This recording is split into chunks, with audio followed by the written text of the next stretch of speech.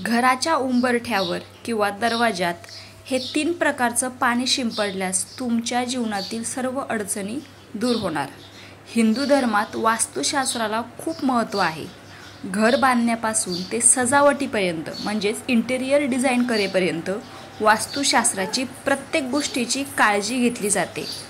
घर बांधल्यानंतर त्यात लावलेली झाडे, वस्तूंची देखभाल इत्यादी गोष्टी वास्तूमध्ये खूप महत्त्वाच्या असतात।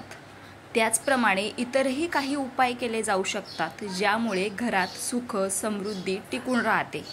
पाणी शिंपडण्याचे काही प्रयोग देखील खूप शुभ मानले जाते। ज्योतिषी आणि वास्तु सल्लागार पंडित कृष्णकांत शर्मा यांच्याकडून जाणून घेऊया घराच्या दारात किंवा उंबरठ्यावर पाणी शिंपडण्याचे उपाय आणि फायदे काय आहे। पण त्यापूर्वी तुम्ही जर माझ्या चॅनलवर नवीन असाल तर माझ्या चॅनलला नक्की सबस्क्राइब करून ठेवा। दरवाजात फक्त पाणी शिंपडा। वास्तुशास्त्रानुसार घराच्या मुख्य दरवाजात पाणी शिंपडणे खूप शुभ मानले जाते। असे मानले जाते की दररोज सकाळी लवकर उठून स्नान केल्यानंतर घराच्या मुख्य दारावर तांब्याच्या कलशात पाणी शिंपडावे।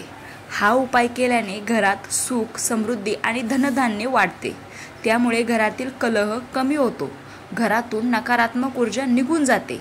असे केल्याने घरात सकारात्मक ऊर्जा टिकून राहते। दरवाजात मिठाचे पाणी शिंपडणे। वास्तुशास्त्रानुसार आठवड्यातून एकदा घराच्या मुख्य दरवाजात मिठाचे पाणी शिंपडावे। असे मानले जाते की मीठ नकारात्मकता दूर करते। यासोबतच खारट पाणी शिंपडून रोग दोष इत्यादी सर्व दूर ठेवता येतात। त्यामुळे तुम्हीही हा उपाय अवश्य करा।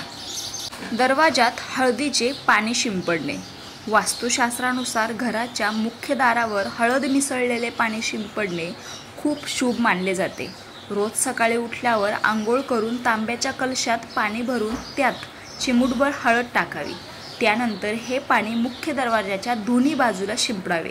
असे केल्याने आजूबाजूचे वातावरण निरोगी राहते, तसेच घरात धनसंपत्तीची कमतरता भासत नाही। फक्त या गोष्टी करताना 3 मुद्दे लक्षात ठेवा। सर्वात पहिले तर हे तांब्याच्या कलशातूनच शिंपडायचे, तुम्ही स्टीलच्या कलशातून शिंपडू नका।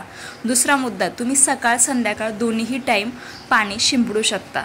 आणि तिसरा मुद्दा, घराच्या बाहेर उभं राहून मग आतमध्ये उंबऱ्यावर पाणी शिंपडावे। रामकृष्ण हरी।